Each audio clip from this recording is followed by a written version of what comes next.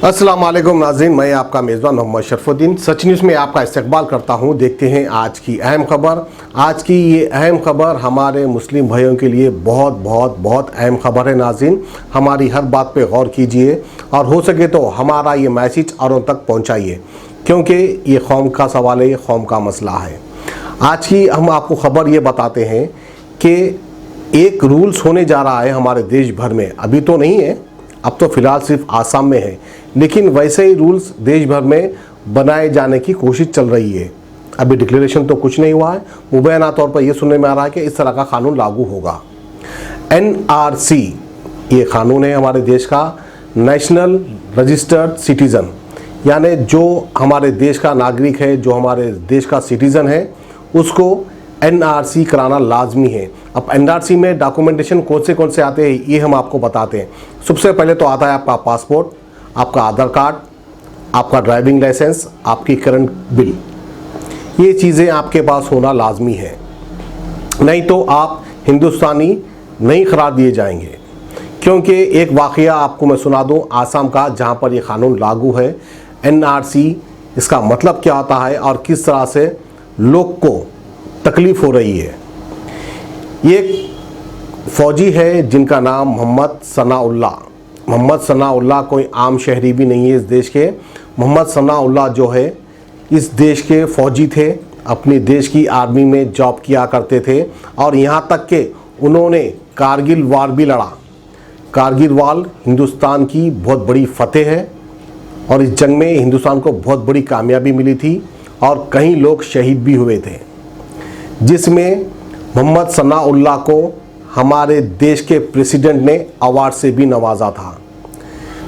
बावजूद इसके सनाउल्लाह पर यह इल्ज़ाम आयद किया गया कि वो देश के नागरिक नहीं हैं। 30 साल सर्विस दी है फ़ौज में, यानी हमारे देश की आर्मी में 30 साल सर्विस करने के बाद मोहम्मद सनाउल्लाह को हमारे देश का नहीं है, इस तरह से उनको कहा। जंग लड़ने के बाद, अपना खून पसीना बहाने के बाद, एक मुस्लिम इंसान को इस तरह की बात सुननी पड़ेगी, ये वो सोच भी नहीं सकते थे, लेकिन उन पर इस तरह का इल्ज़ाम आयत हुआ। फिलहाल अभी मोहम्मद सनाउल्लाह आसाम की जेल में है। तो नाज़रीन, बैरिस्टर असदुद्दीन ओवैसी ने कई बार कहा हम इस देश में किराएदार नहीं हिस्सेदार है, तो इनकी बात बिल्कुल सही है।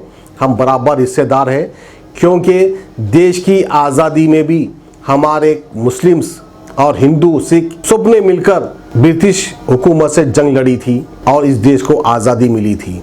ये क्यों भूल जाते हैं कि मुस्लिम इस देश के किराएदार नहीं बल्कि हिस्सेदार हैं। बहरहाल ये मैसेज हमारी आवाम को पहुंचाना बहुत ज़रूरी था, हमने अपना फरीज़ा समझा।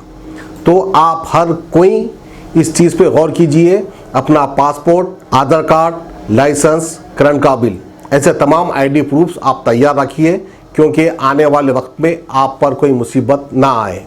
खैर, हम उम्मीद करते हैं हमारी हुकूमत से कि इस देश के मुसलमानों को इस तरह की तकलीफ़ नहीं होगी, क्योंकि अब मोदी जी प्राइम मिनिस्टर है और Amit Shah central home minister है, तो जाहिर सी बात है कुछ ना कुछ अच्छा ही होगा।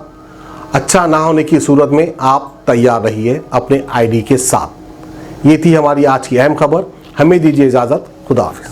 अब A1 टाउनशिप शमशाबाद और मोइनाबाद के बाद एक और शानदार प्रोजेक्ट लाए हैं नियर जहांगीर पीर दरगाह कोतूर, जो कि बैंगलोर हाईवे से 6 किलोमीटर जॉनसन एंड जॉनसन और नाटको फार्मा जैसी मल्टीनेशनल कंपनीज के करीब, जहां घर बनाकर रह सकते हैं, जो है बिल्कुल आबादी से लगा हुआ। Drainage, electricity, footpath, BT road, government hospital और बस स्टॉप जैसी तमाम सहूलियत दस्तयाब। A1 टाउनशिप में आपका ये छोटा सा इन्वेस्टमेंट आपका और आपके बच्चों का मुस्तकबिल बदल सकता है। Address pillar number 235 opposite fisheries department, Rajendra Nagar, Hyderabad. 7569928891